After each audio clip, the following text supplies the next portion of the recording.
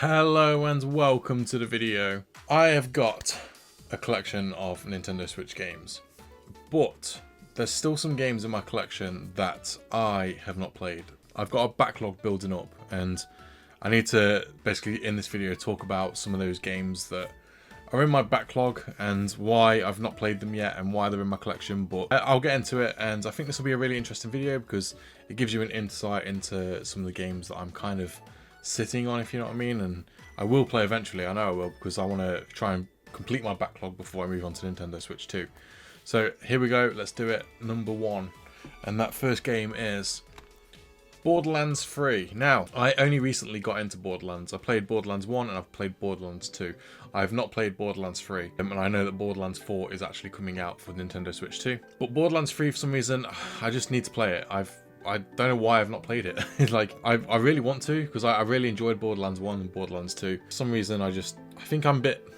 It could be because I am a little bit worn out from playing Borderlands 1 and Borderlands 2, because let's face it, the games are very similar in gameplay and style, so maybe that's what it is. Maybe the reason why I've not played this one yet is because I'm just feeling like I need a bit of a break from this game. But I will play it. No, I definitely will, because I know that Borderlands is a very popular series, and like I said, I enjoyed Borderlands 1 and 2, so I assume I'm going to like this one. I also need to play the pre-sequel, but I've not got quite there yet. But Borderlands 3, yeah, I mean, it looks good. I've heard it's not the best in the series, but yeah, we'll see. Apparently it plays pretty good on Switch though. Next game is Fire Emblem Engage. Now, I love Fire Emblem Three Houses. I just haven't played this game for some reason. This game kind of came out at a time when I was playing through Three Houses, and I think what had happened, like Borderlands, I think I got worn out from playing Three Houses, and then I just kind of felt like playing Engage to me was almost like that. It's like that moment when you play an expansion to a game and you've kind of already played the main game, and it's just really like you're just playing more of the same game. And to me, Fire Emblem Engage, when it was released, yes, okay, it's a brand new story, brand new game entirely. To me, it was just released at the wrong time because I'd literally just gotten through Three Houses, and I think I was just drained from that game because that game is long. And while I love that game, you know, it's one of my favourite games on Nintendo Switch. If not, it might actually be my favourite game on Nintendo Switch. I think Engage, just to me, it didn't look as appealing, and I think the idea was that it didn't have any of that kind of like life simulation gameplay to it. And I really enjoy that in Three Houses. I will play this eventually because I do think it looks okay. It looks good. Like, the story looks fine. Apparently the story is actually better than Three Houses, but the gameplay isn't there, if you know what I mean. I've heard it's not as good gameplay wise, but the story is just as good. I don't know, maybe I'm wrong, might be the other way around. I've heard that maybe it's the story isn't as good, but the gameplay is better than Three Houses. I don't know, tell me in the comments, because I will play this eventually. I just need to get around to it and find the time. Next is more Fire Emblem, and it's Fire Emblem Warriors. Again, I'm getting into Fire Emblem still. I brought this one up because I wanted to get to know more lore behind Fire Emblem. And obviously this is a kind of a celebration game of past Fire Emblem games. Characters like Marth and Ike are in this game, and do you know what I mean? Like, it kind of plays as like a non-canon game that brings together all Fire Emblem aspects and just turns it into one game. A bit like Hyrule Warriors does. Yeah, I will play this eventually. It's a game that looks nice. I really enjoy Hyrule Warriors, and I've played like 1 or 2 Dynasty Warriors games in the past. I don't love Dynasty Warriors, but I enjoyed Hyrule Warriors. I'm assuming that I'll probably like this. I've not got around to it yet. I have played some of the other Fire Emblem games as well. Like, for example, I picked up Fire Emblem Fate's Birthright for a bit, which I never actually finished. But it was fine. Like, it wasn't my favourite game ever, and it wasn't my favourite Fire Emblem game. I think Fire Emblem Warriors, even though it kind of takes more aspects from Fire Emblem Awakening, I think I'll get into this. Next up is Klonoa Phantasy Reverie series. I did actually start this game, so it's technically not in my backlog anymore, but it is a game that I haven't finished or really committed to. I played like the first couple of levels of the first game. I'll be honest, it didn't grip me. Like, it didn't make me go, I want to play more of this. Maybe I do need to just play more of it, and then eventually I'll get into it. It definitely feels like an old PlayStation game. You can tell it feels like a PlayStation game. I think I'll enjoy it. I know Klonoa is it's kind of like a series that has a very wide cult following. Some people have actually said that Klonoa should appear in Smash Bros, and I kind of agree with that. I think Klonoa would be perfect for Smash Bros. But I need to play more of this series, considering that there's 2 games in this pack and they're not very long games. I could probably play this in a day and just, you know, sweat it out. So I think it'd be good. I just need to find the time. I enjoy platforming games. Platforming is this kind of genre that got me into gaming as a child, so I I think Klonoa Phantasy Reverie series is this game that I do want to play, just because I want to learn more about like old school platforming mascot games outside of Nintendo, because as a child I was a Nintendo fan, so most of the games that I played were Nintendo games. I will play more of this, I will get around to it. Before I carry on for the next game, please make sure you like, comment and subscribe on this channel. It really helps the channel out. I'm trying to reach 2,000 subscribers at the moment, and you subscribing will massively help out this channel. It really makes me smile when I see people subscribe, because it means that someone else has joined this community. So please do it. Go on, please. You know you want to. The next one is Neo: The World Ends With You. I've not played this, and the reason for that is because I want to play the first game first, but I can't find it.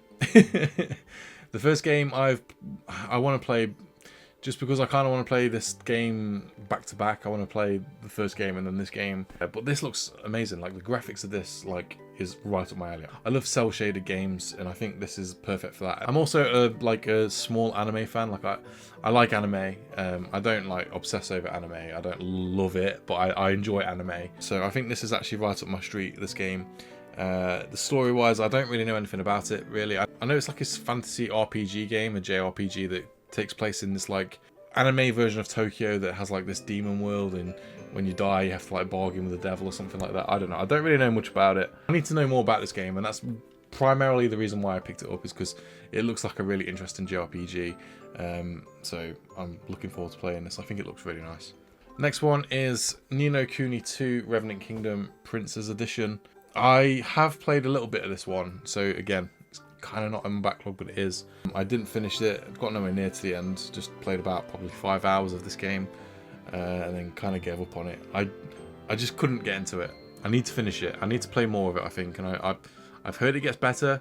I know that this game isn't considered as good as the first game, which I do actually have on my Switch, but I only have the digital version of it. And I love Studio Ghibli as well. I really enjoy Studio Ghibli movies. I watched in lockdown the entire collection of Studio Ghibli movies, and I love them. Like, they're so good. So this was right on my alley at the time, and I think when I had this game, it was actually gifted to me. I think I need to really finish it, because it is basically a Studio Ghibli movie in game form, and yeah, there's obviously more to it. The combat was fine, just I didn't really understand it much. It felt like that real-time Final Fantasy gameplay, which I find it okay. I kind of prefer turn-based combat, like Pokemon or old-school Final Fantasy. I kind of prefer those kind of JRPGs personally. It just didn't play very well on Switch. It was very glitchy, this game. Like, it felt like it wasn't really optimized, a bit rushed. This was a PS4 game as well as a Xbox One game, and on the Switch as well. So the next one is Paper Mario: The Thousand Year Door. I enjoyed this game. I think I played some of it. I enjoyed it, and for what I played, I'm just going to be honest with you guys, I just couldn't get into it. I was enjoying what I was playing, and I thought it was good for what it was. This came victim for me as a game that was overhyped, and I think as a game, I never played the GameCube version of this game, so I was really excited to pick up this version and just play through it. And I've heard nothing but good things about The Thousand Year Door. It's one of the best Mario games, apparently. It's one of the best JRPGs of all time. And then I played it, and I was like, is this it? Like, it's just a very slow-paced JRPG Mario game. I think I was just a bit underwhelmed. I've played Paper Mario games before. Like, I played Super Paper Mario on the Wii, which is completely different. It doesn't have the JRPG gameplay. It's more of a platforming game. That I've played, you know, a little bit of Paper Mario on the N64. I was kind of overhyped on this game, I think, and I came out the other end a little bit disappointed. That's just me, though. I need to finish it before I make my final judgment on this game, I think, because, like I say, it's a game that I've not finished. It's a game I did enjoy for what it was, but I also just felt disappointed at the same time. It's weird. It's hard to explain. And that isn't me like saying it's a bad game at all, because I think it was good, what I played. I just couldn't get into it. And I know a lot of Nintendo fans will look at me and go, what are you saying? I'll play it, I'll finish it. That's the point of this video, is to explain why I've not beat these games or played them. Getting the old Super Daddy-O mug out that my daughter got me for Christmas. Not last year, but the year before. Super Daddy-O. Tea.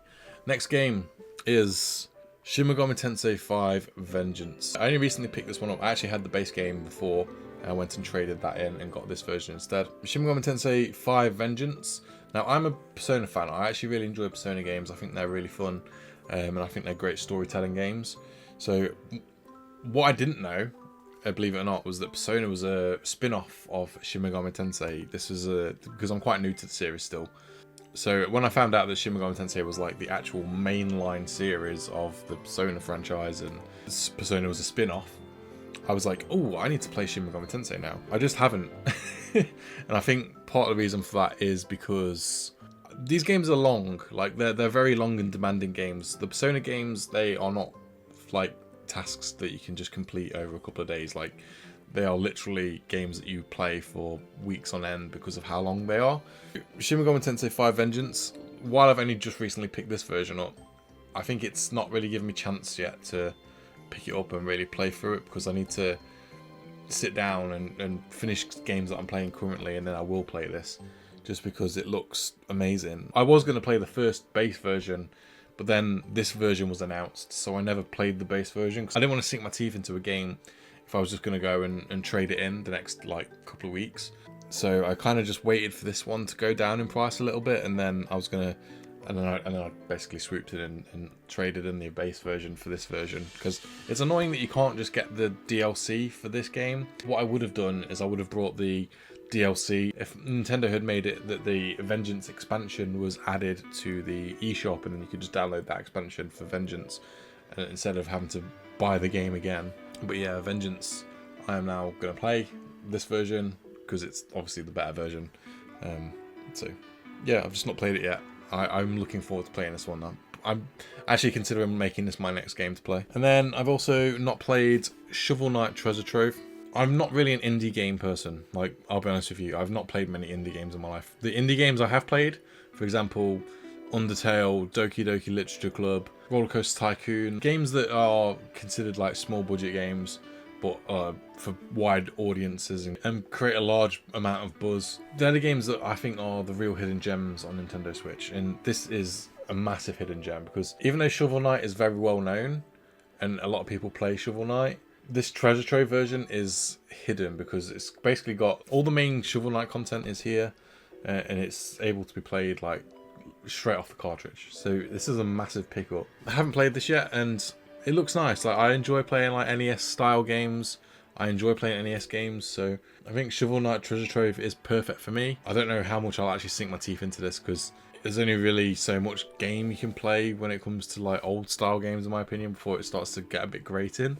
That's just me. I like to play the newer, flashier games, but Shovel Knight Treasure Trove, I understand, is supposed to be artistically designed to be an NES style game brought into the modern day. Yeah, I'm looking forward to playing this one, and I'm hoping it's great, and I know it's supposed to be great because a lot of people consider this to be the best indie game on the Nintendo Switch. That's why it's there. Shovel Knight, character that I actually think is really interesting. I know that Shovel Knight was requested a lot for Super Smash Bros, and there was at one point rumours that Shovel Knight was going to be a newcomer to that series. It did eventually make it in as an assist trophy though, which is interesting. And there was an amiibo made for Shovel Knight as well, so it works, I guess. It's a potential.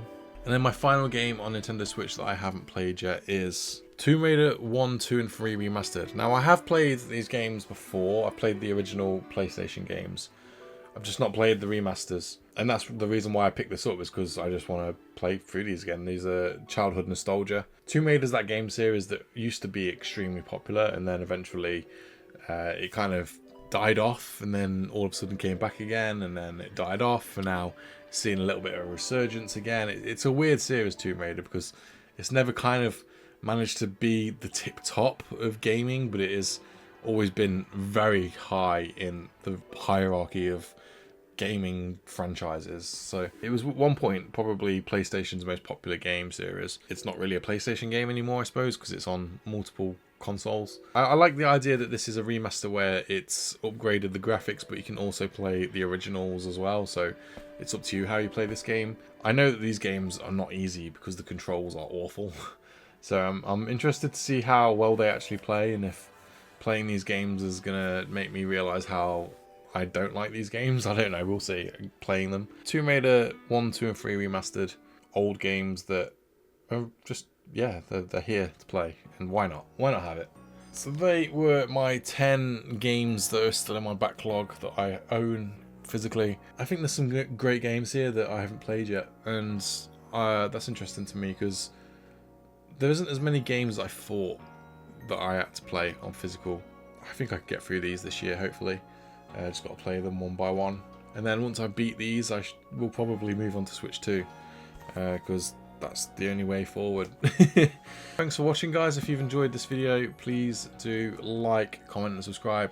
I'm really trying to get to that 2,000 subscribers mark at the moment because I've been stuck at 1,800 subscribers for a while now, and I don't know why. I don't know why this channel is kind of struggling at the moment, and who knows? It's one of them, isn't it? Like, YouTube is swings and roundabouts. It comes and goes every now and then. Who knows?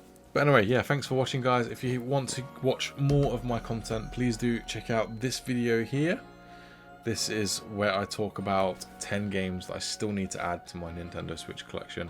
So please do check that out. I'll see you around, guys. Thanks for watching. Bye!